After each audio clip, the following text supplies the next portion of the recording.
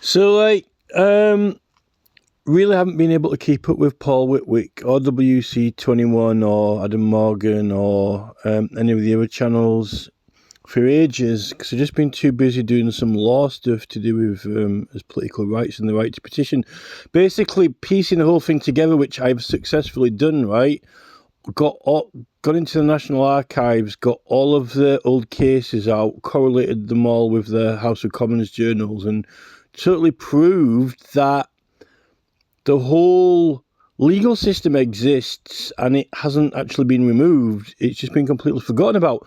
Almost literally like what these guys are doing, trying to find these old roads that have vanished that existed and routes.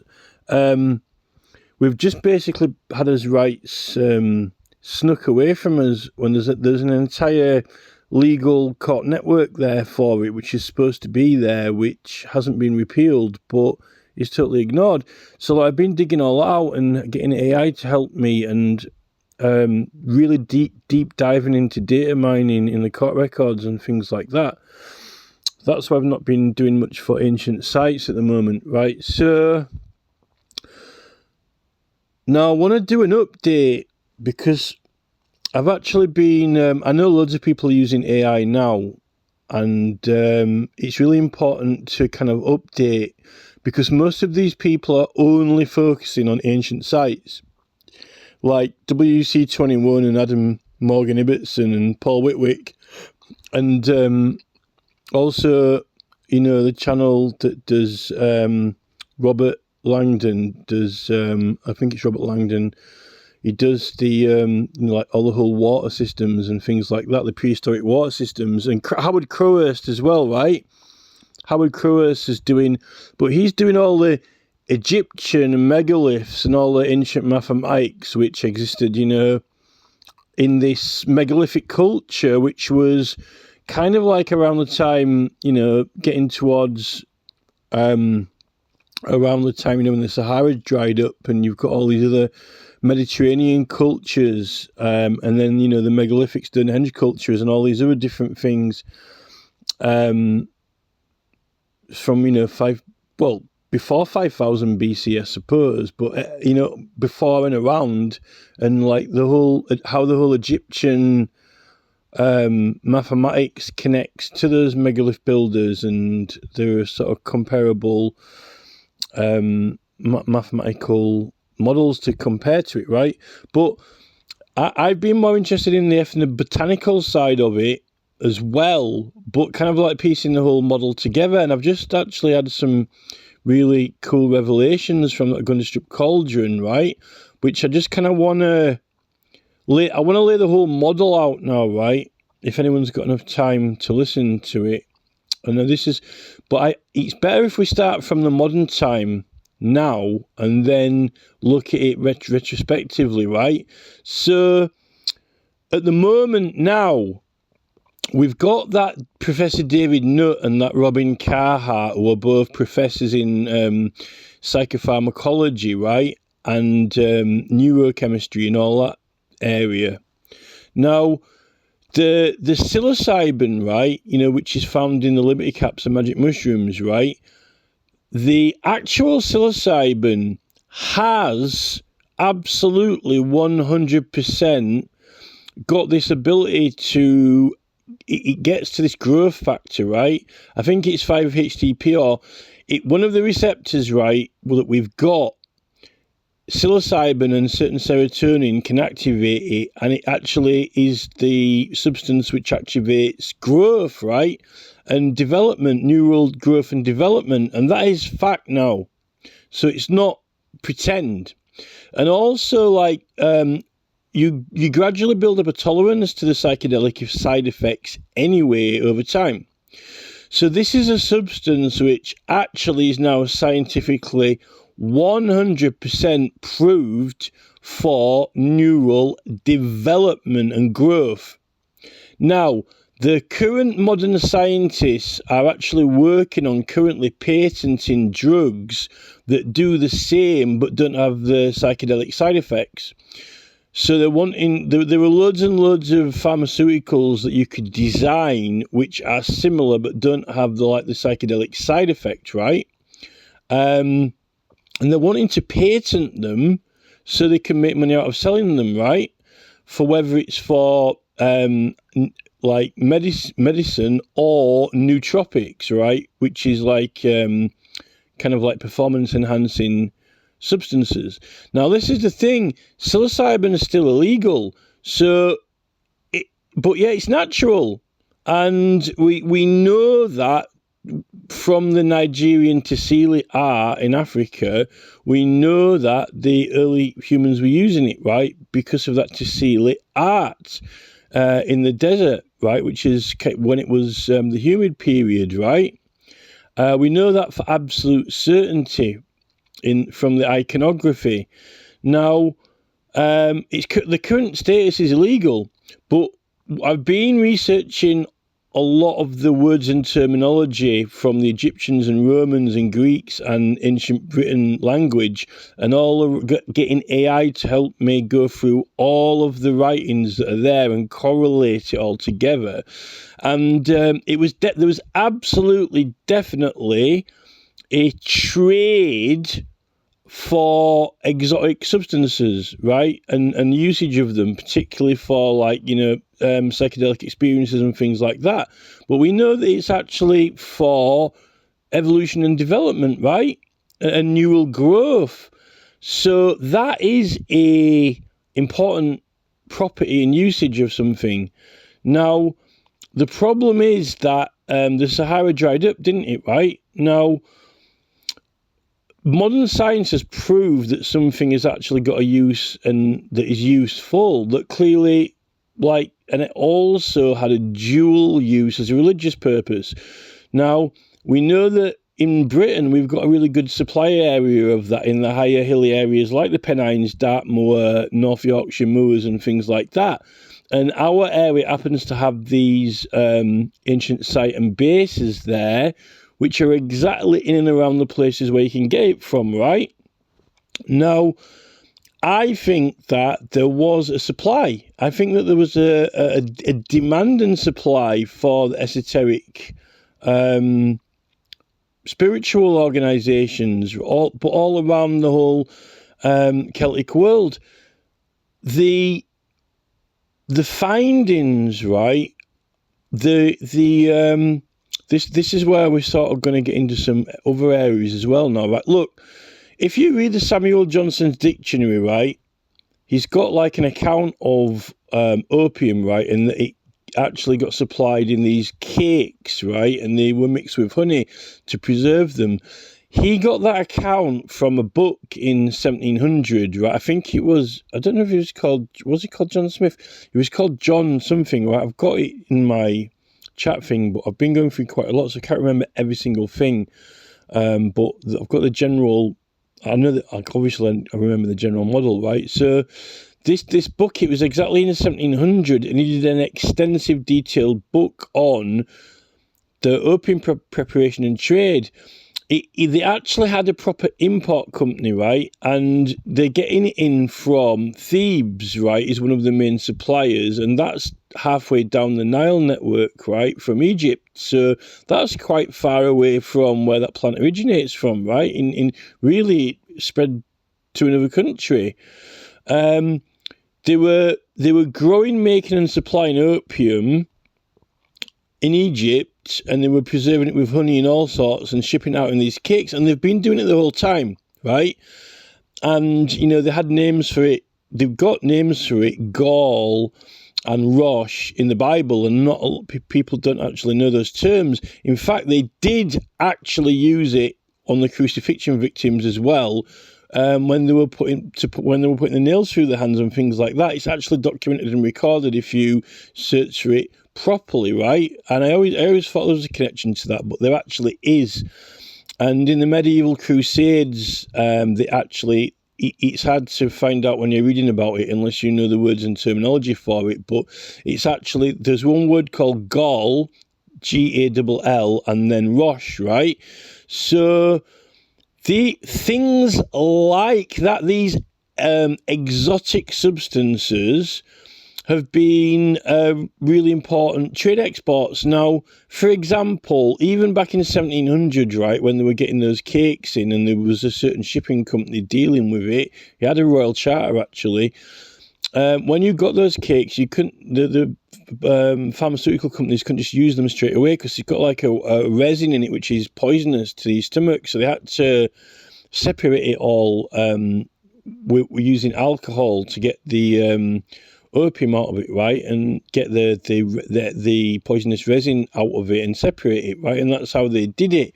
And obviously they were using it for medicinal purposes as well, but that's just one example of esoteric substances which had a long historical established supply chain which didn't end up getting cut off or intervened in for a very long time.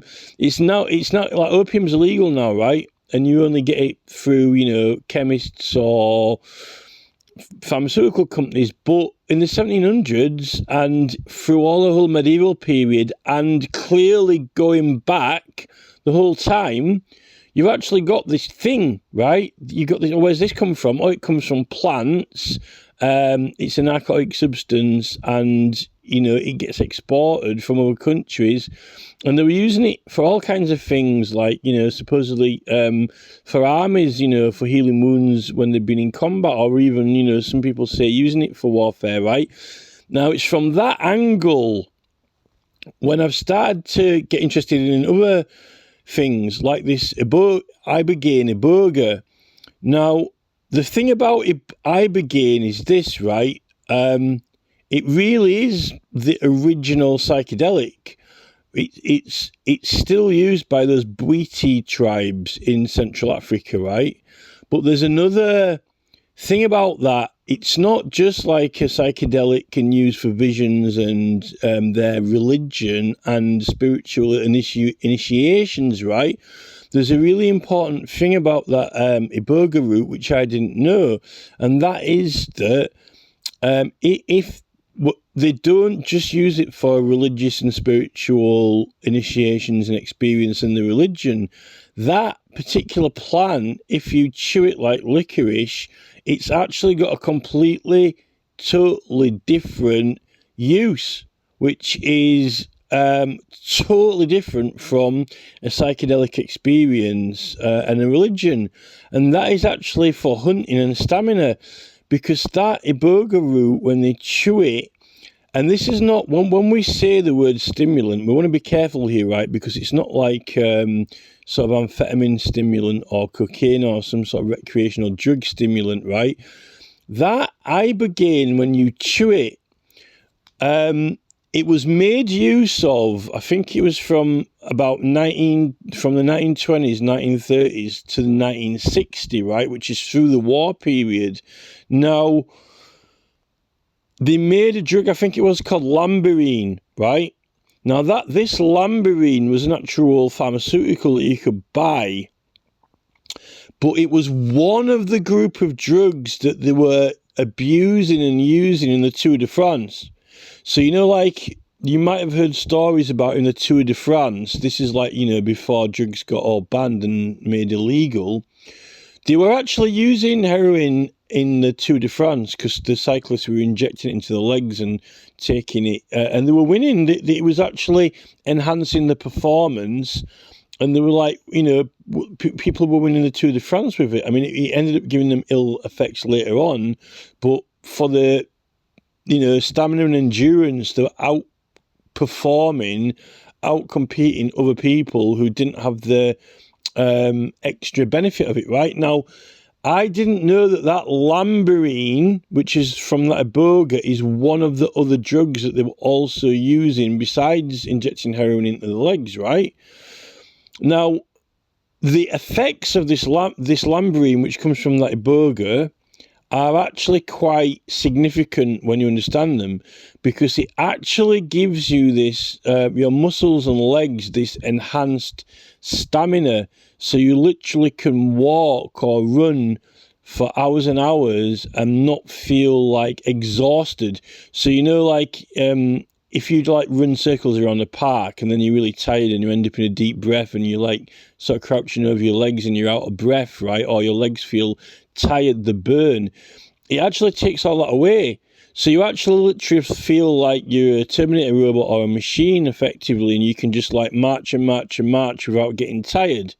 Now, I was quite interested in this because this is like documented fact. I didn't know anything about it being used in the Tour de France as a performance enhancer at all.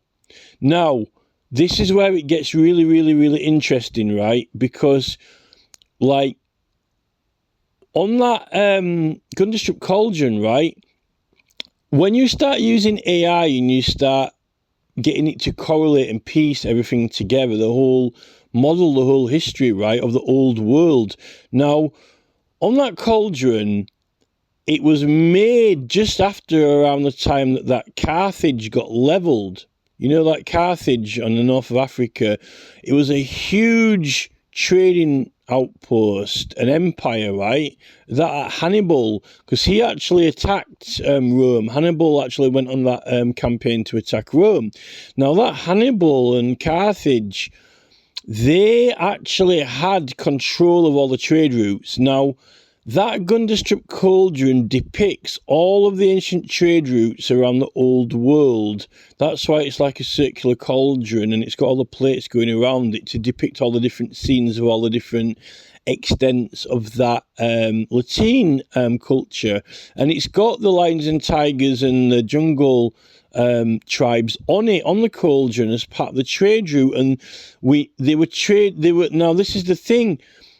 When that expedition, they had an expedition into the jungle, I think in the 1700s, and they all had metal weapons. But when he went into those areas around where those Iberga tribes were in the 1700s, they all had metal weapons, but they weren't actually making them themselves necessarily.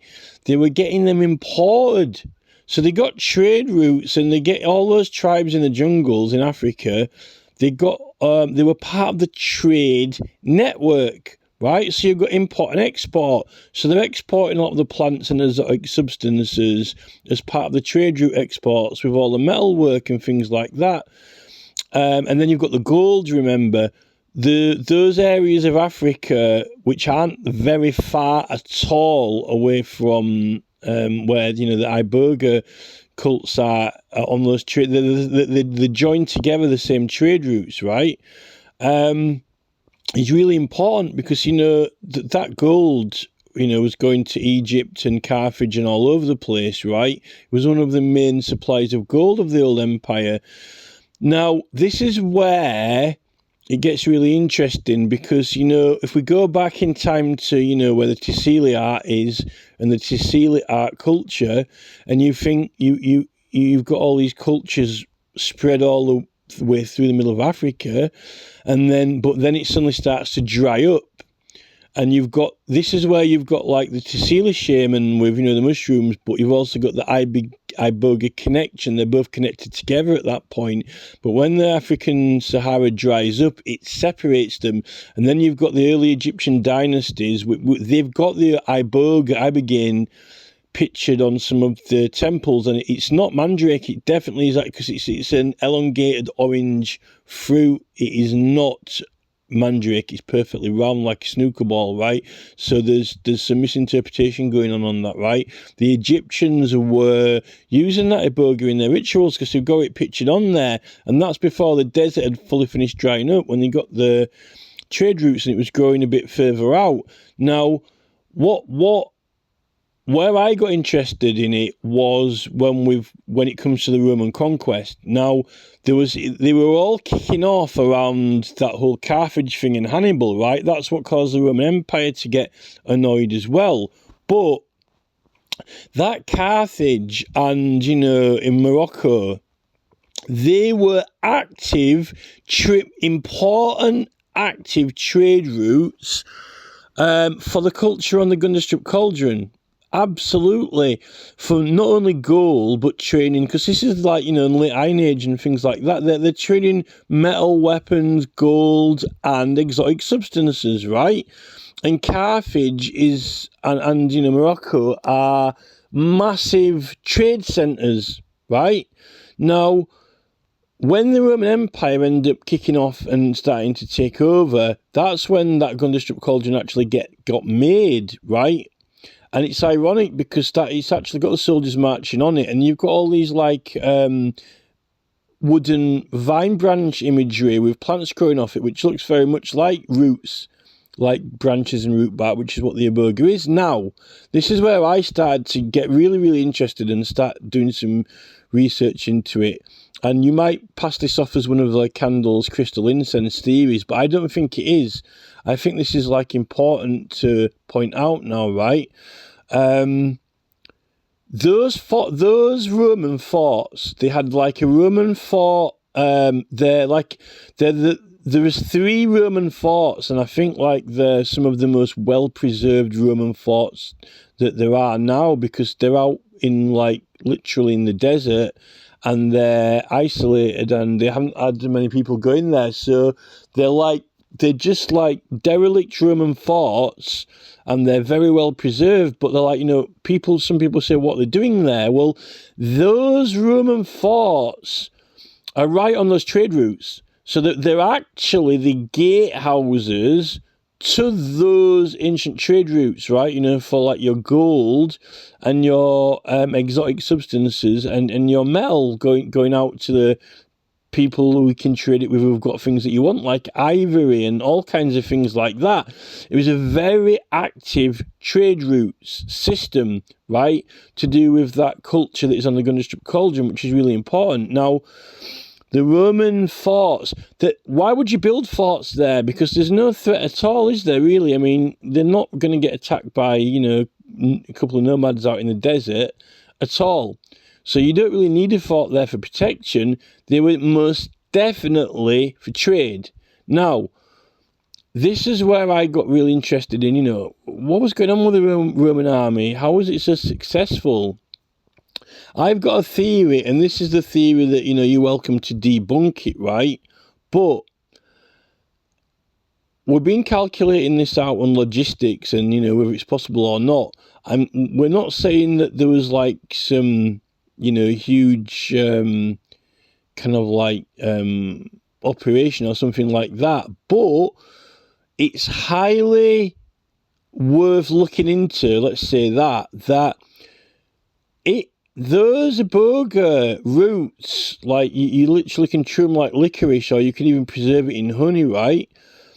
If that was getting on one of the exports from Africa, and they've got very sustained trade routes, possibly even for the Gauls as well, right? And all the way to England before the Romans took over, which there's some suggestion of that on the Gundestrup cauldron if you look into it, right?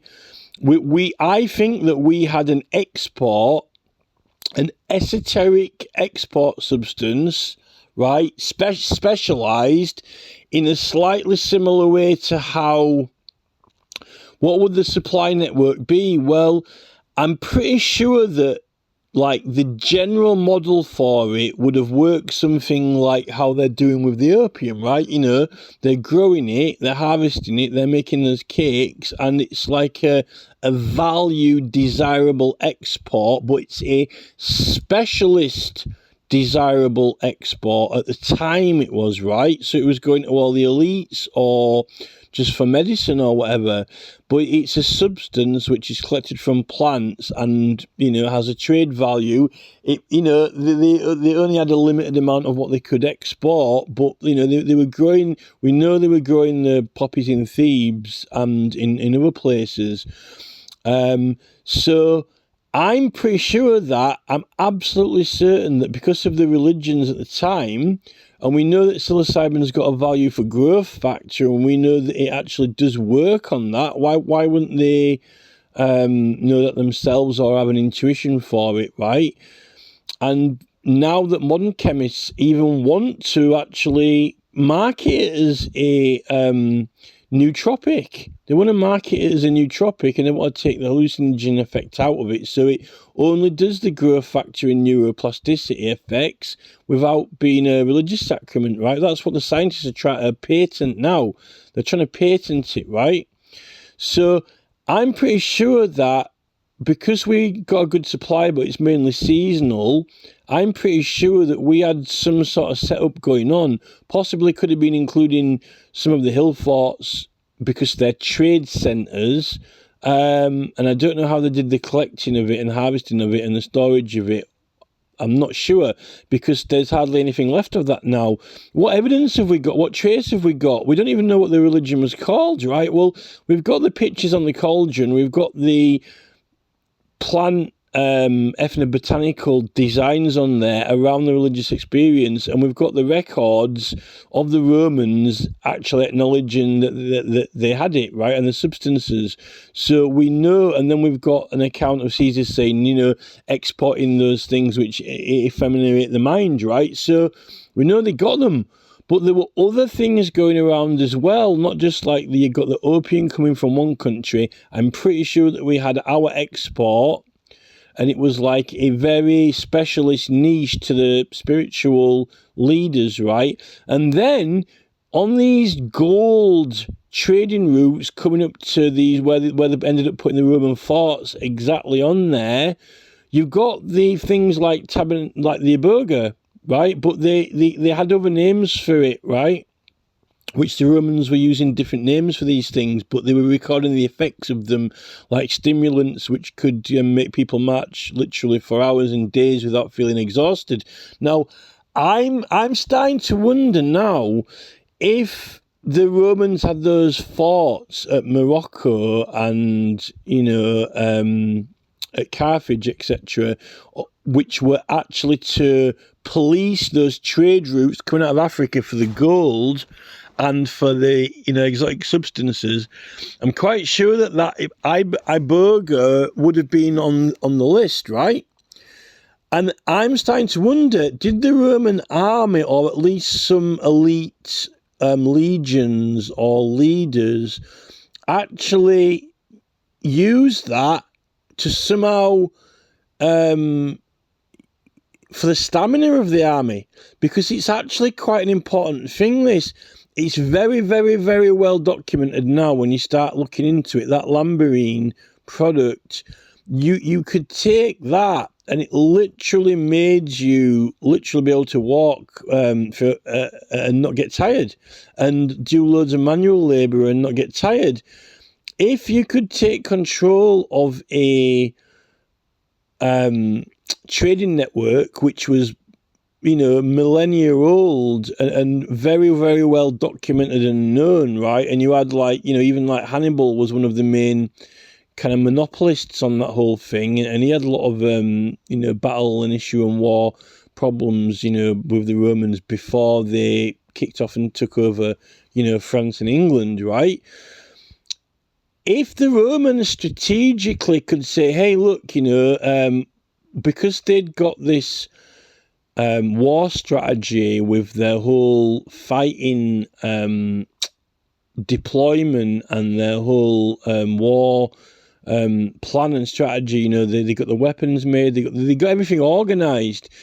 I actually think it could be very interesting to explore whether they did actually use the import trade on certain things like Iboga to influence the stamina and endurance of the army. It's possible, because when you look at the profile of that, the effects of that, it fits very well into it. But could they get could they get enough of it?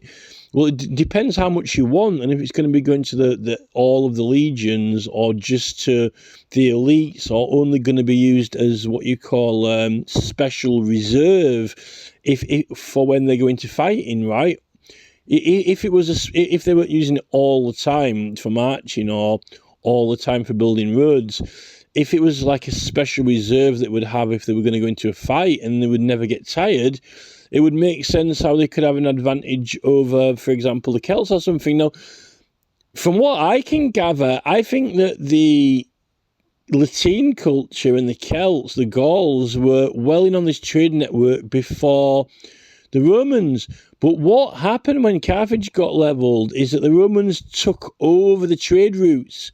Now, that's important. This is an important key on this. If you look at Africa, right, by placing those 3 Roman forts on those trade routes, the Romans cut the Gauls and Celts off from their supplies of exotic import substances, and they cut their export off as well.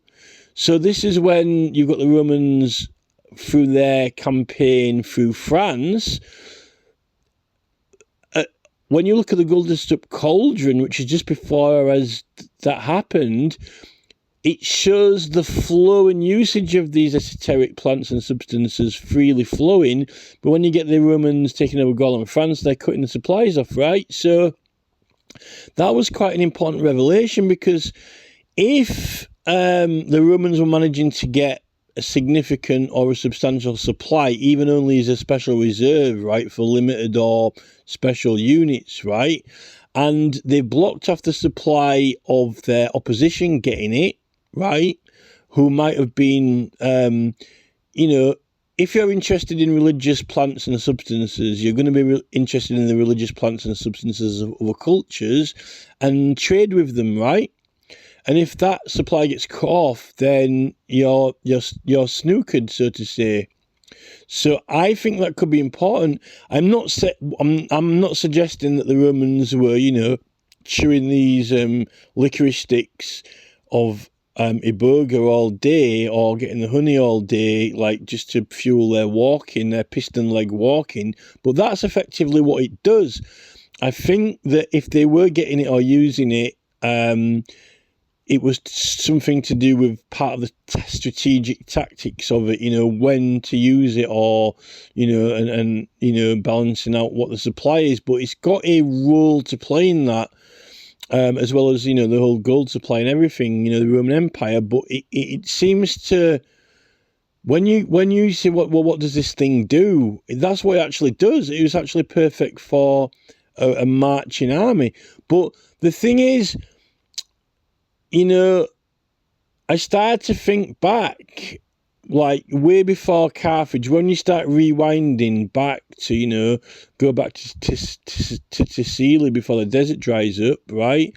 Or just after the desert has dried up, and you've got this Mediterranean culture that Howard Crowe has been looking into, the megalith builders. This is what Paul Whitwick and Adam Morgan Ibbotson and WC21 are looking at now. They're like, how did they build Stonehenge? How could people drag those stones, if they weren't literally Neanderthals or whatever? And I'm thinking, look, back then, it wasn't completely and totally isolated. The Gundestrup Cauldron specifically is like demonstrating a connected culture, like the fact that it's a circular cauldron and all the plates have got different parts of the reaches of that culture, like Carthage is the North African trade hub, right? And because it's got elephants on there as well, right? It's part of the trade hub network, how they even get the metal to make the cauldron and the tin from Cornwall, etc., etc. Now, I'm pretty sure that Tabernamphenine Iboga, because it's literally one of the original sacraments, I don't think that it's just this this like ancient lost jungle Bwiti tribe that use it in their visions. What I think is that when the Sahara was green and lush, there was a unified kind of like historical lineage of that Iboga, because that's why it's the pyramid. The early Egyptian dynasties have got the plant on there. It's not mandrake, because mandrake's round circle. It's elongated and it's orange, right?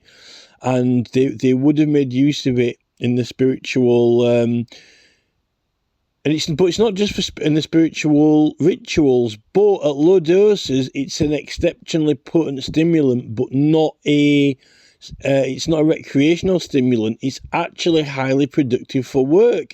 Now, if you once you start looking at something which can make you do loads of manual labour and not get tired physically and not get exhausted and your muscles not get really tired, and you can just literally work for hours or for extended periods, this actually is a moment of enlightenment.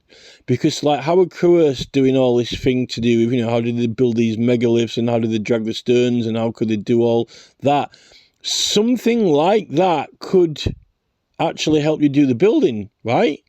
But at a later stage, right, obviously you've got all these different types of humans through the prehistoric periods like Neanderthals, etc. But by that time, I think that was quite a long time after that, right? When the Sahara dries up, what I think happened is this, right? The Tassili cave painting is the unified southern religious culture, and it's both together. So you've got the iboga and you've got the mushrooms, because the iboga actually definitely makes it's I didn't know this. I've only learned it in the last week or so, but it's got it brings a buzz in, right? And that's what the iboga shaman's got, the buzz in, right? That's the profile of it. But no one said that. They said, oh yeah, it's just dreams and visions, and it can help you overcome addictions and things like that. I didn't know that the iboga's got a particular buzz. You don't get that with the stimulant level when you're chewing those twigs, but it does actually literally make you feel like Terminator robot. You can literally run for hours and hours and perform loads of things and not get tired, right? Your legs and arms don't ache, and that actually is huge. That's massive, right? When it comes to things like building pyramids and megaliths and stuff like that. But then you've also got this other aspect of it, that at high doses you can actually have dreams and visions. Now, when the Sahara dries up, it splits the top and bottom of Africa, and then Egypt gets cut off from this, and you've got the north of England is mainly to do with the mushroom culture and the Druids, and we know that it's got neuroplasticity, growth factor, valuable, right? Valuable commodity, a valuable exotic trade commodity, which would be valued to be traded with the elites, right? Just kind of a little bit like how they're making and supplying those opium cakes, which if you don't know about the ancient supply and make of them, that you can even what's someone doing in a poppy field, getting this resin out of poppies and making it into cakes and then selling it to other countries. People are interested in buying it, right? Oh, well, what's this thing that we've got here that grows in the moors? It's got psilocybin and it's quite rare. It's got a special neurotropic neuroplasticity growth factor that even now they're wanting to patent, but they're making it illegal, so we can't, we're not supposed to have it. But why would you want to make it illegal if it's got neurotropic growth factor? That's a good thing, right? Why is that illegal and being banned, right? And where would our places be to collect that in the right season and use it ourselves, and also export the rest as a special exotic commodity like those opium cakes they were doing from Thebes or whatever. And then you say, well, what have other people got? Well, the Africans have got the iboga, but it's just hard to get to now because of the Sahara drying up. But they've still had the trade routes. Carthage was a mega hub for the gold from South America, which wasn't too far away, where they joined together those routes, and they were getting axes, metal, swords, because when that guy went into the jungle, it's look at all these, they've all got metal weapons, but they're all imported, right? So they were swapping their ivory, gold, tusks, all these things, and their exotic plants for metal weapons, right? So that's why you've got all this much to do about nothing with Hannibal, right? Is Carthage and Morocco and those Roman forts on those routes, right? They weren't there to protect they're not going to get attacked by nomads in the desert. What's the point in having a fort there? The forts were the gatehouse, and they were controlling the monopoly of the gold and the trade routes for the Roman Empire, particularly. So the Celts were cut off from the supplies, right? Now, if you've got an army that not only has got all the weapons and the strategic military and so forth, but they've also cut off the supplies of things like performance-enhancing drugs, it's literally like the Olympics. These things are banned, because if you take these things in the Olympics, you're going to win. That's why they ban them. Why do they ban them? They ban them so it's a fair contest and you don't get whooped, right? So like this is why steroids are banned, because if you take it, then the other people are going to lose, right? Now, if you put that burger into the picture and look at the Romans have got control of the empire and the ancient trade routes, which were on the Gundestrup Cauldron, and which the Celts were, engaged in, they're no longer engaged in them, and the Roman Empire is going to have a massive edge over their enemies if they've got something that can increase their stamina over, fighting in wars. They always, like in Asterix and the Gauls, they talk about magic potion, but they're trying to in Asterix and the Gaul cartoon, they've got like kind of like magic potion as a joke, but I've actually learned that it's more likely than just opium or heroin, particularly if the Romans are cutting off the opium and heroin supply of the Celts and Gauls, right?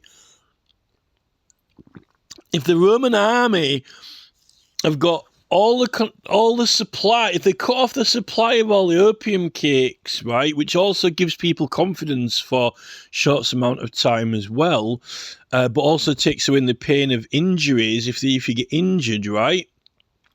And if they've got the control, if they've got 3 fortresses at the control routes of coming out of Africa for all the trade, if they were getting even a small supply of that iboga, and using it as a special reserve, just for if they're going to go into battle, because apparently the Romans didn't spend all of the time fighting or in battle. It was mainly building, and stuff like that. So it would make sense that they had a massive advantage, or as much as an advantage as like cheaters in the Olympics would have an advantage over contestants, right? And if the opposition can't get hold of, performance enhancing things, then it's going to be even more of an advantage over them, right? But I was interested in, before Carthage, going back before the Gundestrup Cauldron, if there definitely was a lineage connection after the Sahara dried up, if the prehistoric people and then later on the Druids did keep some kind of contact through those ancient trade routes, they very well might have even been exchanging commodities, certain esoteric things. Once you understand, those opium cake things, and it's like, oh, what is this? Where does it come from? Why would you want it, right? It's like, then you might as well say, well, what's this? Oh, it's like, dried mushrooms, and it's got, nootropic growth factor, neuroplasticity. It's now been proved. You're allowed to have a hunch about that. These people weren't that stupid. And then you've got another thing like, oh, what's this? Well, this actually happens to be a religious plant as well. It's got visions. It might even be like the original vision plant of all mankind. You wouldn't get completely cut off from that, when the Sahara dried up with these trade routes. And it also happens to have this other effect in low doses where you've got superhuman endurance where you never get tired. That might be some use when you're building these pyramids with massive blocks, huge, massive stone blocks, and dragging Karnak stones around or whatever. If you've got supply routes still coming up through Carthage and Morocco, then, because after all those megaliths are all the way around the Mediterranean, aren't they, right? So this is significant here. Well, you might as well say, well, where people get the gold from. True, you can find gold in Wales, right? you can get gold in England. That's why. But we had tin, but we were exporting tin. People wanted it all around Europe, right? It wasn't completely cut off. Grow up in a village all your life and never go anywhere.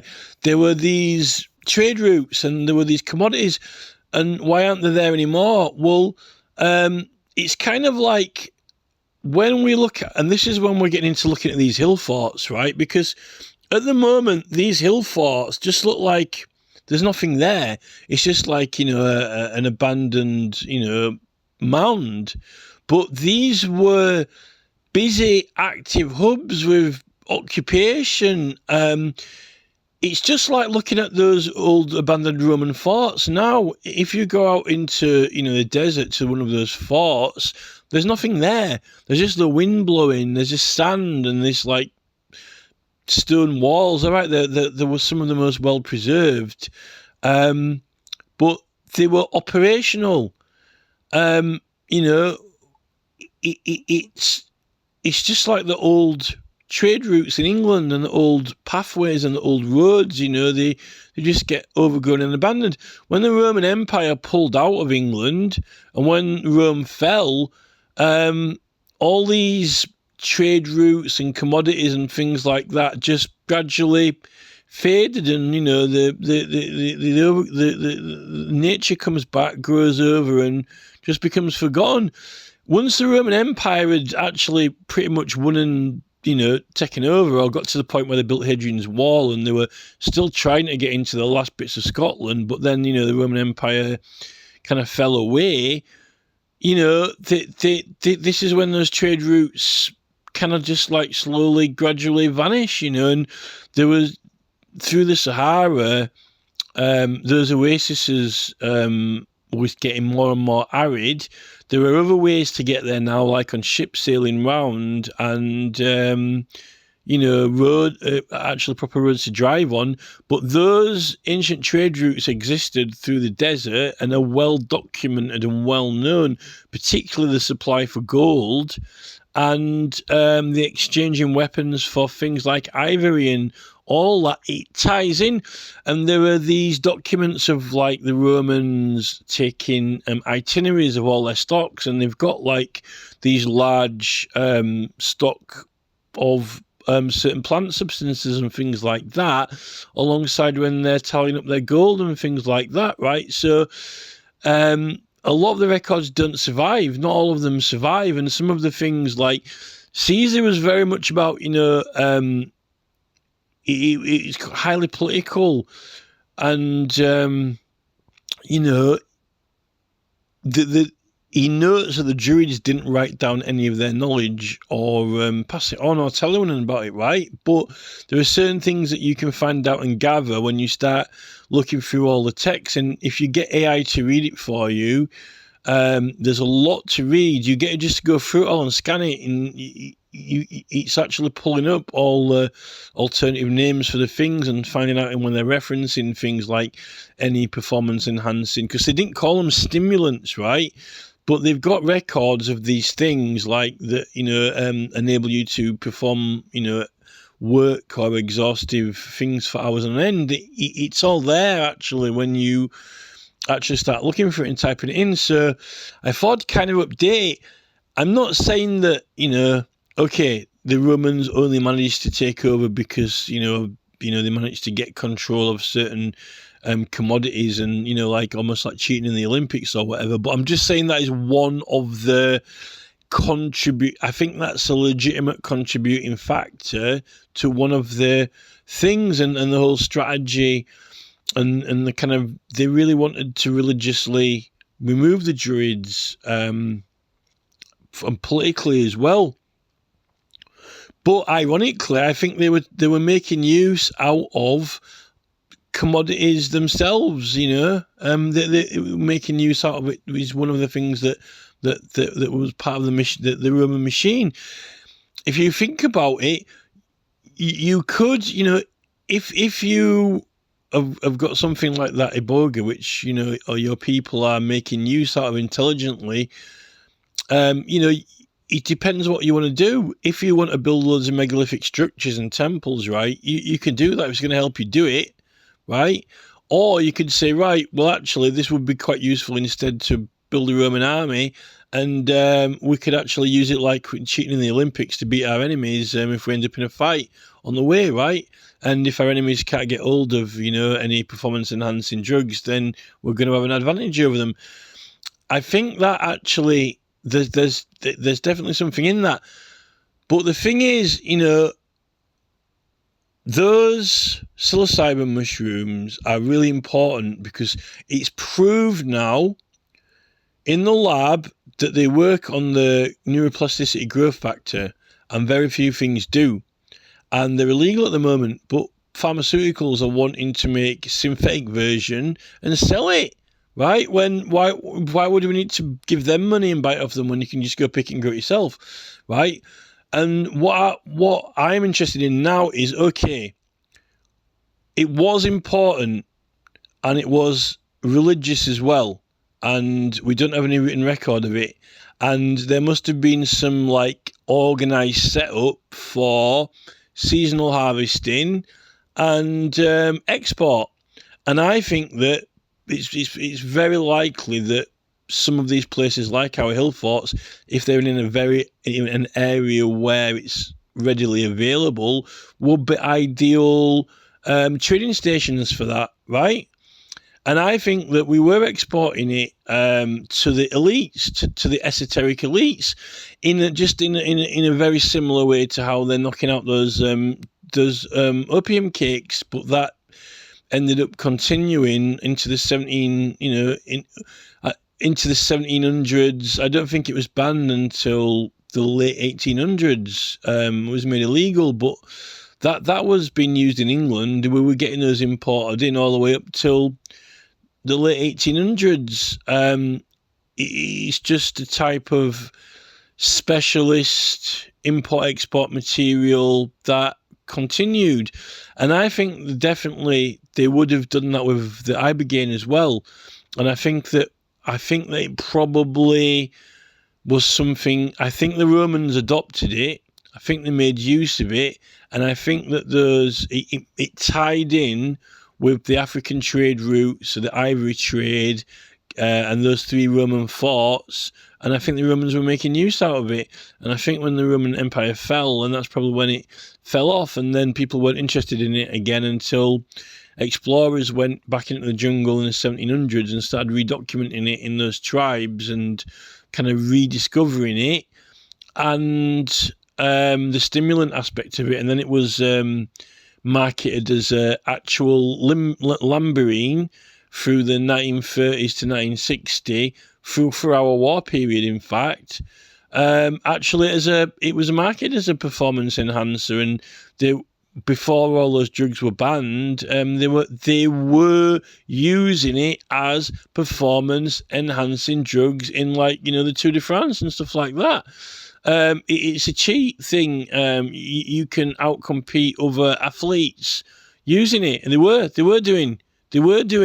So if you could get that, I'm not saying to an entire legion of a Roman army, but if you can get it as a special reserve to use in limited quantities as and when needed, get it distributed, it's going to be significant, particularly if it's something that can stop you getting tired, particularly if you're going to be in battle and fighting. So I've got a hunch, and I'm pretty sure if you're looking at Gunnerstrup Cauldron, it's got like wooden branch vine type things, right? And the Roman soldiers holding on to it as if he chewing licorice or something. It's got that kind of vibe to it, and I think that the whole Latin kind of culture was part of that trading hub. It was clearly the whole point in that Gunnerstrup Cauldron is to show all the different extents and areas that were part of that culture and their trade connections, and the elephants and the tribes are on there. They're on there. So that's like the Carthage part of the hub, the trade connection part of it, and it's got them holding, swords and medals swords as well, because they're trading metals and weapons and things like that, which they definitely found them all through the jungle. They'd been trading weapons, with the rest of the world through those Pacific trade hubs. They're trading ivory for those weapons, so they would have been also trading some of their spiritual, exotic, specialist substances as well, for whoever wanted them, right? So that's my new model. I'm not trying to make out that Iboga survived the dry out of the desert and all the megalith builders were using it. It's the only thing that enabled them to build it. But it would have been something worth taking note of that could have helped, if it can help you win the Tour de France, and, then surely it can help you, drag massive blocks of stone around.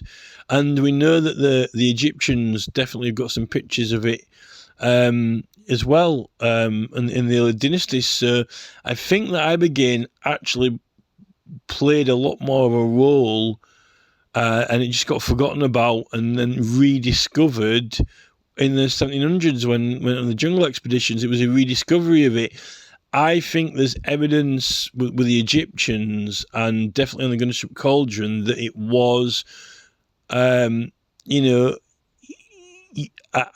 don't think that you have like a major religious visionary plant that clearly could potentially be the original one, or one of the main original ones, that didn't manage to keep some kind of connection to the rest of the surrounding cultures when you got these trade routes completely cut off.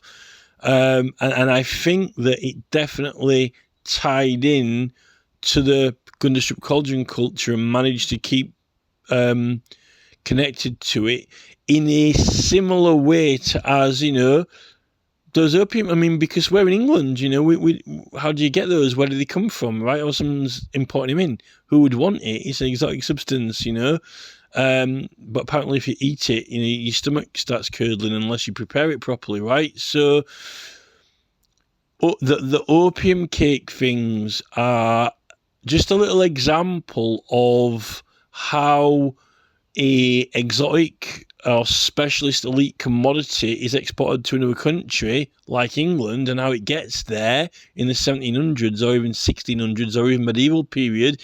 If you know that it exists and people are trading it, you can get it. And I think that that's probably likely to be what was going on with our psilocybin, because it was a desirable export commodity, if you knew what it was and the value of it, right? And the scientists know that now. It activates neuroplasticity and growth factor, right? And they're trying to find out. They want to keep it illegal and then patent new drugs that do it, because they all work on the same receptor. It's just trying to make ones that also do it, and they want a monopoly on it. They want to say, right, well, if you want it, you got to buy it from us and you got to pay us money, rather than like actually having it legal to. Yeah, that's the hypocrisy. They don't want us to be able to just, grow it yourself with a growing kit or go into the fields and get it. Apparently it's illegal. But now they say, no, it's a good thing. We want to have this because it's got neuroplasticity growth factor, right? And it's nootropics. And actually it's going to make us enhance our performance, right? Oh, right, good for you.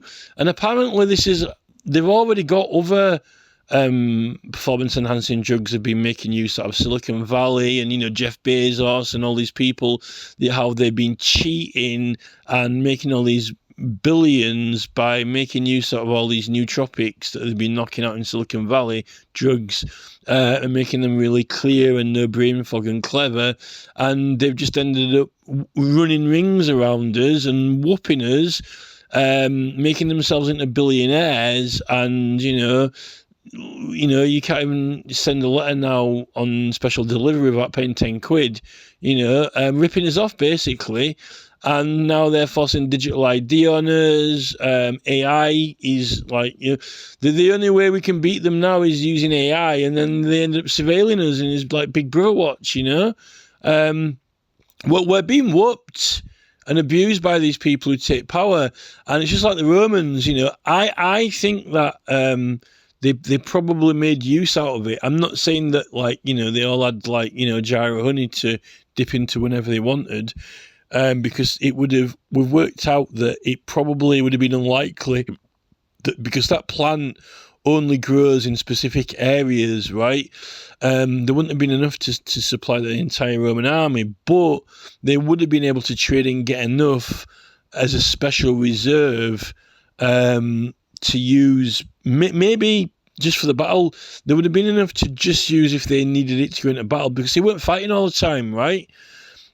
Or on long marches or whatever. So it's one of the desirable esoteric exports, which ties into the ivory and the gold coming through those three Roman forts. And I think it probably likely, before the Roman Empire, I think it's probably going to, it might have a role to play in the megalith building, and the pyramids. There's a possibility now, and it would make sense. It just depends what you want to use it for. If you want to use it to win the Olympics, that's what people were doing with it, right? That's what they were doing with heroin, injecting it into the fucking body to win the Tour de France, right? That they were actually doing that. It's documented. So I just thought I'd update that, because it's, and this is why we're getting to our ancient site here. I strongly believe that our small little hill fort in this exact area is one of the trading posts for that esoteric substance, because we're surrounded by it here. We've got a lot of it. It is seasonal, but it was desirable, and it has actually got a functional use now, scientifically verified, right? So that the Gundestrup Cauldron pretty much is the key to all of it, because it's got all of those different aspects on there, and all the different cultures that were involved in the different supply routes and networks, right? So that's my little update that I've got. If you don't believe it, fair enough. I'm not, I can't make you believe it, but I can say look into it. But most people are only looking into the megalith side of it, or the ancient sites part of it. Howard Crowesus is doing all the mathematics side of it, and the actual building of the structures and megaliths as well. I'm kind of like a little bit like sort of putting the whole piece in all of the whole thing together into the big picture sort of side of it, right? So just kind of thought I'd update with that.